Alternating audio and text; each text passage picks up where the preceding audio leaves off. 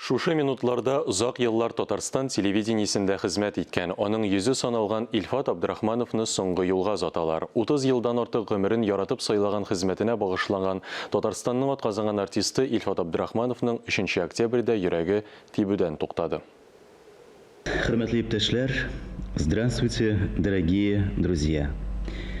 Приглашаем вас на концерт народной артистки Татарской АССР Зухры Сахабеевой. Илфат Абдрахмановны тамашачы телевизор экранында 1984 елда ук күрә. Тамашачылары белән һәр вакыт сәламәт булыгыз дип саубуллашучы Илфат Абдрахманов озак еллар яман шир белән көрәшкән. 17 ноябрьдә аңа 59 яшь тулган булыр иде.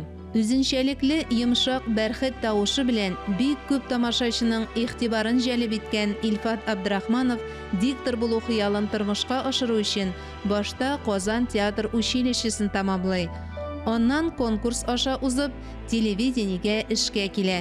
Ул теләсә нинди темаларга багышланган тапшыруларны югары дәрәҗәдә оста алып бара иде. Алар арасында Татарстан дип аталган хәбәри мәгълүмати тапшыруда, җырчыларның концертларын тәкъдим итүгә багышланганнары да, актуаль әңгәмәләр, тематик тапшырулар да бар. Дәүләт дәрәҗәсендә оештырылган рәсми тантаналар, концертларны алып баруда нәкъ менә аңа тапшырыла иде. Илфат Ибрахим улы сәхнә теле һәм актерлык осталыгы дәресләрен өйрәтүче тәҗрибәле педагог буларак та укучылары хәтерендә саклана. Соңгы елларда ул Созвездие йолдызлык фестиваленең жюриендә эшләп, бик күп балага зур сәхнәгә юллама бирде.